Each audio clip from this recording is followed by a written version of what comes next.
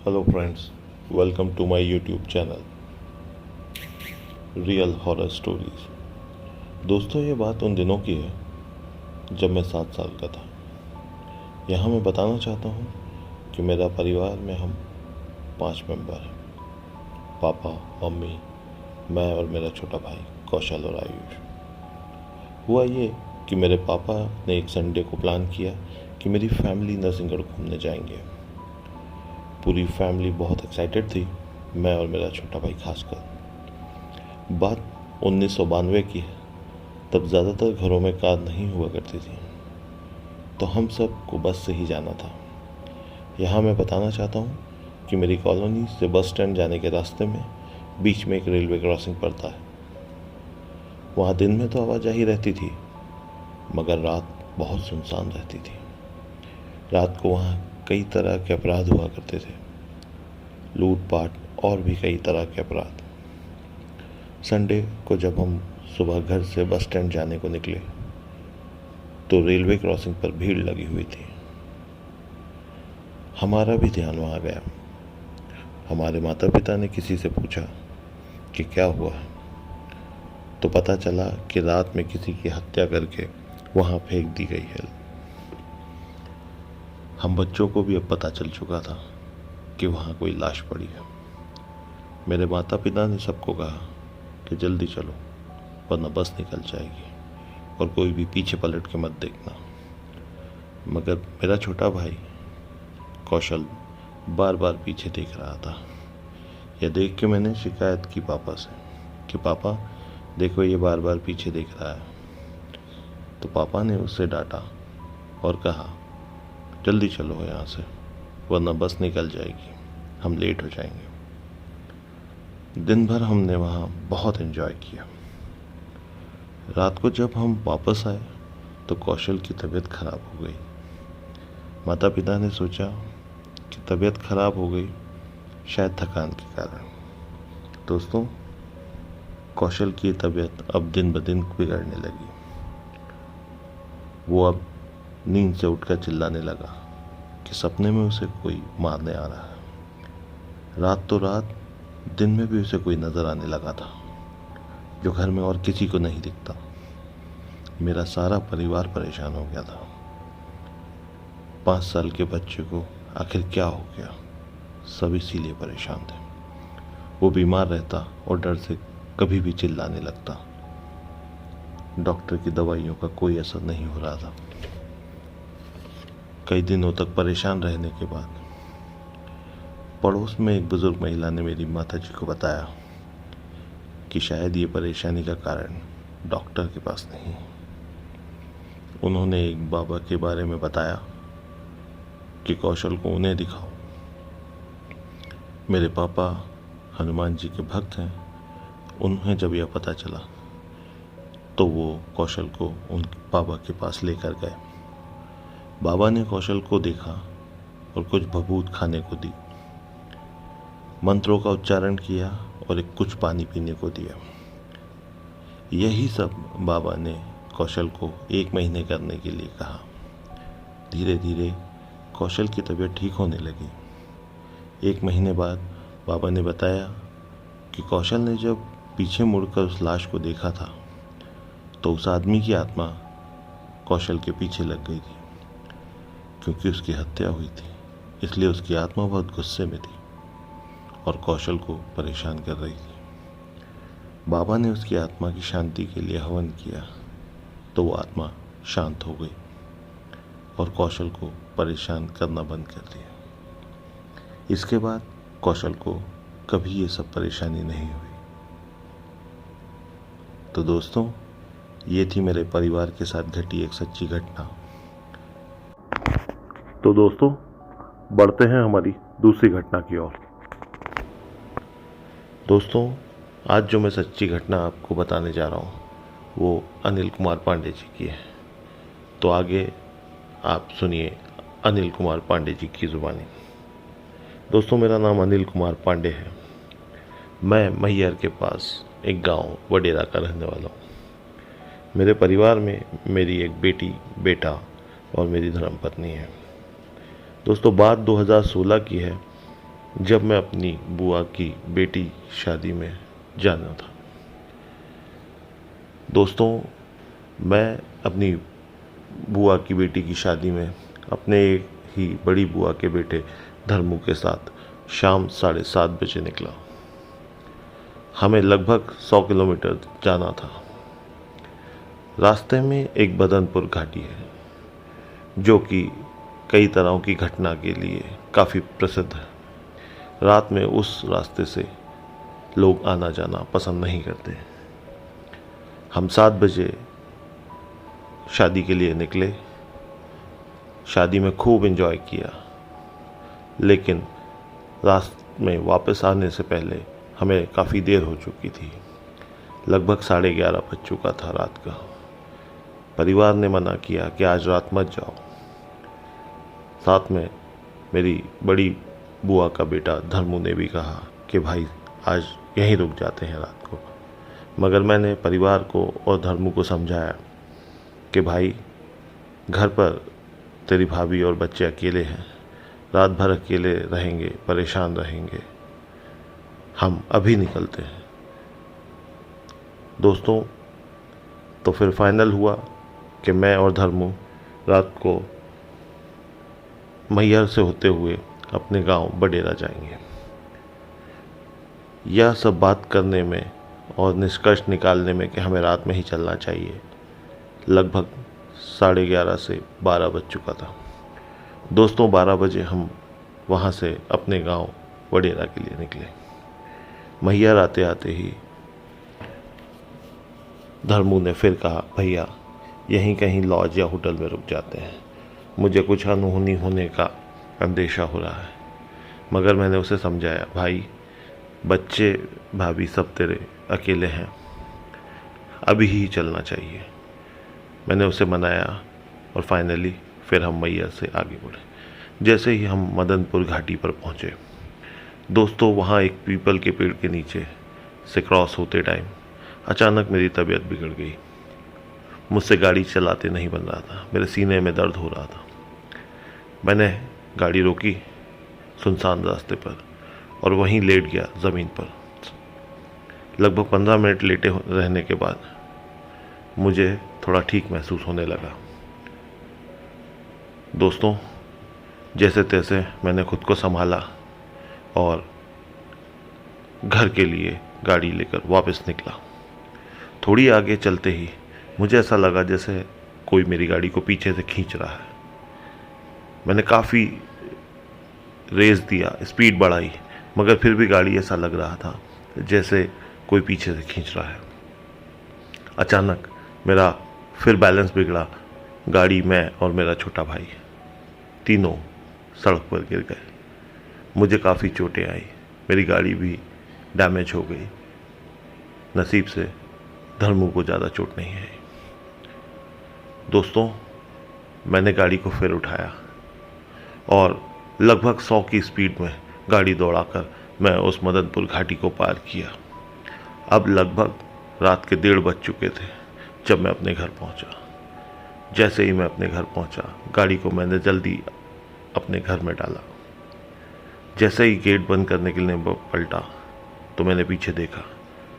घर के बाहर लगभग मुझसे 20 मीटर दूर कोई काला साया खड़ा है, जो अपनी अंगारे जैसी दहकती लाल आंखों से मेरी तरफ ही देख रहा था। दोस्तों, मैं और मेरा छोटा भाई धर्मू उसे देखकर ऐसा लगा जैसे आज हमारे प्राण निकल जाएंगे। मैंने भगवान का नाम लिया और जोर से चिल्लाया कि क्या चाहते हो, कौन हो तुम? दोस्तों, उस काले साये ने वहां से सिर्फ इतना ही कहा कि आज बच गए तुम। दोस्तों, इतना कहते ही वो काला साया वहां से गायब हो गया। आंखों के सामने से मेरे और मेरे छोटे भाई के कोई ऐसे ही गायब हो जाए तो आप अंदाज़ा लगा सकते हैं कि हमारी क्या हालत हुई होगी।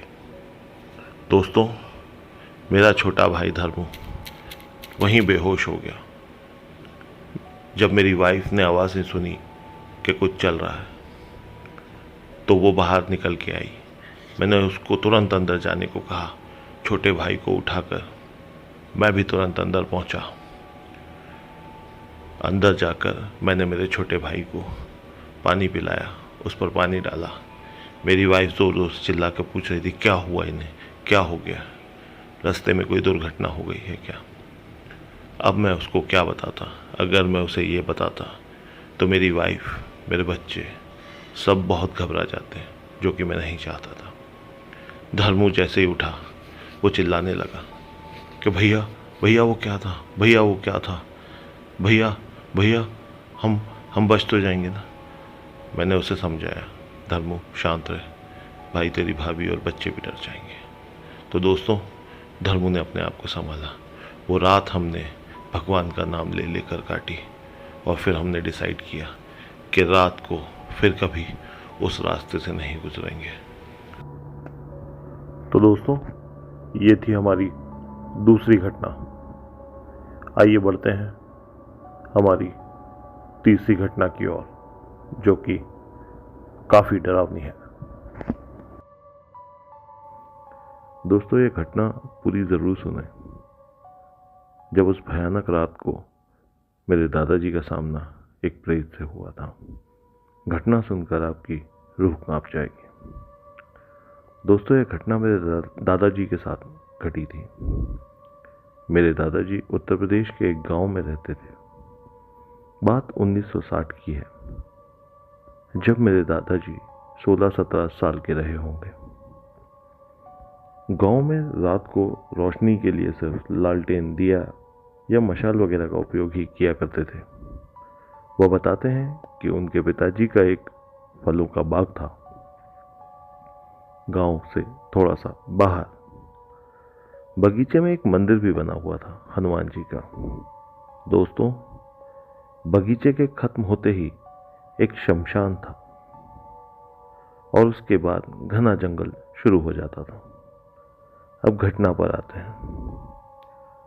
हुआ ये कि हमारे बाग के मंदिर में दादाजी के पिताजी ने सुंदरकांड का अखंड पाठ करवाया था, मगर दादाजी के पिताजी की तबीयत खराब होने के कारण रात में पाठ के लिए मेरे दादाजी को और पंडित जी को साथ बैठना पड़ा।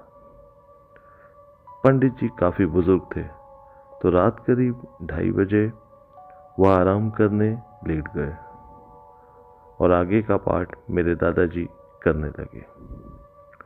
लगभग 2:15 बजे मेरे दादाजी को शौच की ज़रूरत लगी, तो मेरे दादाजी बगीचे के बाहर शौच के लिए चले गए। दादाजी जब बगीचे से बाहर गए तो कब शमशान के पास वाले जंगल में चले गए पता नहीं चला। जैसे ही दादा वहां पहुंचे, एक सफेद मोर जैसा जानवर दादा को दिखाई दिया। जैसे ही दादा और आगे बढ़े, वह चीज जिसे दादा जानवर समझ रहे थे धीरे धीरे अपना आकार बदलने लगी, मगर दादा को समझ नहीं आया और दादा वही शौच के लिए बैठ गए। दादा को थोड़ा डर जरूर लग रहा था, मगर नजरअंदाज कर रहे थे और यही उनकी भूल थी। जब दादा शौच से निवृत्त होकर वहां से बगीचे के लिए पलटे, दोस्तों, वो सफेद साया उनके काफी करीब आ चुका था और उसका आकार भी काफी बड़ा हो चुका था। धीरे धीरे वह सफेद साया मेरे दादाजी के करीब आ रहा था। दादाजी को लगा कि आज उनकी मौत पक्की है। वह कुछ भी करने की हालत में नहीं थे। दादा ने जब आकृति को अपने पास आते देखा तो दादा समझ गए कि वह शमशान से आया कोई भयानक प्रेत है और आज उनकी मौत पक्की है। उस भयानक प्रेत का रूप इतना वहशी था, मानो मौत सामने आ रही हो। उसके पास आते एक खौफनाक गुर्राहट आ रही थी। जिससे उस प्रेत के गुस्से का अंदाजा लग रहा था। दोस्तों, मौत को सामने देखकर दादाजी वहां से भगवान का नाम लेके बगीचे की ओर भागने लगे। उस प्रेत ने दादाजी का पीछा बगीचे तक किया, मगर शायद दादाजी की कुछ और जिंदगी बाकी थी, इसलिए वह बच गए। दादाजी बगीचे के अंदर जब पहुंचे तो बगीचे के बाहर उस भयानक प्रेत को देखकर बेहोश हो गए। उधर मंदिर में वह पंडित जी और मेरे दादा को न पाकर उन्हें देखने बगीचे में गए तो दादाजी वहां उन्हें बेहोश मिले। पंडित जी मेरे दादा को लेकर मंदिर के अंदर पहुंचे और मेरे दादा को होश में लाए। मेरे दादाजी से होश में आने पर पंडित जी ने पूछा कि क्या हुआ, तो दादा ने रोते हुए उस प्रेत के बारे में पंडित जी को बताया।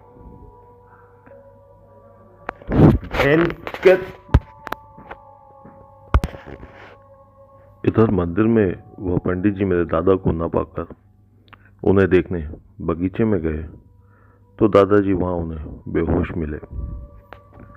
पंडित जी मेरे दादा को लेकर मंदिर के अंदर पहुंचे और मेरे दादा को होश में लाए।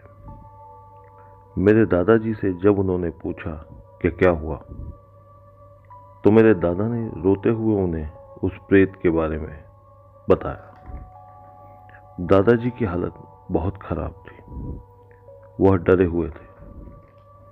यह देखकर पंडित जी भगवान के पास रखा एक नारियल लेकर आए और मेरे दादाजी के ऊपर से उतारा किया। जैसे ही उन्होंने मेरे दादा के ऊपर से उतारा किया तो वो नारियल गोल गोल घूमने लगा। पंडित जी समझ गए कि आज मेरे दादा की मौत से मुलाकात हुई है। सुबह मेरे दादाजी के पिताजी को जब यह घटना पता चली तो उन्होंने पंडित जी को बोला कि आपको तो पता था कि रात को वहां कोई नहीं जाता।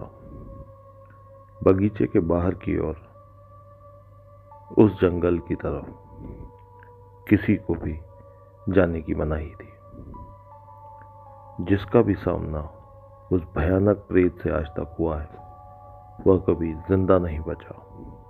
दोस्तों, उस रात उस प्रेत से मेरे दादा शायद इसलिए जिंदा बच गए कि एक तो वह सुंदरकांड का पाठ कर रहे थे, दूसरा वह बगीचे तक पहुंचने में कामयाब हो गए थे और बगीचे में हनुमान जी का मंदिर था, जिस कारण वह बगीचे के अंदर नहीं आ सका। दोस्तों, काफी समय तक मेरे दादा रात के समय उस बगीचे में जाने से डरते थे। तो दोस्तों, यह थी मेरे दादा के साथ घटी एक सच्ची घटना, जहां उनका सामना अपनी मौत से हुआ था। दोस्तों, ये थी मेरे दादाजी की एक आपी थी। बढ़ते हैं हमारी अगली घटना की ओर। आज जो घटना मैं आपको बताने जा रहा हूँ वह मेरे एक दोस्त सत्येंद्र की आप बीती है। दोस्तों, यह घटना जब वह मुझे बता रहा था तो मुझे डर और अफसोस दोनों हो रहे थे। तो आइए सुनते हैं मेरे दोस्त सत्येंद्र की आप बीती। दोस्तों, मेरा नाम सत्येंद्र है। मैं मध्य प्रदेश के भोपाल में रहता हूँ। मैं भोपाल में जिस कॉलोनी में रहता हूँ उसका नाम शेयर नहीं कर सकता। यह बात है 2 साल पहले की।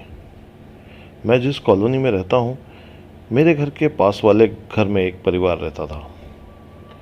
उस परिवार में माता पिता और उसका बेटा रहता था, जिसने अभी ही हाल में ही शादी की थी। दोस्तों, वह परिवार थोड़ा अजीब था। वह ज़्यादा आस पड़ोस में बातें नहीं करता था, ना ही ज़्यादा मेल जोल रखता था। बेटे की शादी के बाद पड़ोसियों ने नोटिस किया कि बहू भी ज़्यादा बाहर नहीं निकलती थी। दोस्तों, शादी के 3 महीने बीते थे। उनके घर से लड़ने की आवाज़ें आती थी। कभी कभार ऐसा लगता था कि वह बहू के साथ मारपीट भी करते हैं। लगभग 3 महीने बाद एक दिन उस बहू ने आत्महत्या कर ली। लड़की के माता पिता और परिवार वालों को जब पता चला तो उनका रो रो कर बुरा हाल था। ससुराल वालों ने तो उसका अंतिम संस्कार तक नहीं किया। लड़की वाले उसकी लाश लेकर चले गए और उसका अंतिम संस्कार किया। दोस्तों, आप सोच सकते हो उस परिवार पर क्या बीती होगी। दोस्तों, उस बहू को तो जो भुगतना था भुगत लिया, मगर अब बारी उसके परिवार वालों की थी, ससुराल वालों की थी। 13वीं तक तो सब ठीक रहा। 13वीं की रात ही घर में पायल की आवाज़ें सुनाई देने लगी। ससुराल वाले अपना वहम समझकर सोने की कोशिश करने लगे। अगली रात को जब उसकी सास पानी पीने के लिए उठी तो किचन में एक भयानक काले साए को देखकर बेहोश हो गई। दोस्तों, बहू की आत्मा अब उस घर में कोहराम मचाने लगी। लड़के और उसके माँ बाप की अब वो रात में दिन में भी दिखने लगी थी। उसकी पायल की आवाज़ तो आस पड़ोस वाले भी सुन सकते थे। उस परिवार में आए दिन एक्सीडेंट होते रहते। घर से बाहर रहने पर तो फिर भी सेफ रहते, रात होते ही घर के बर्तन इधर उधर गिरने लगते।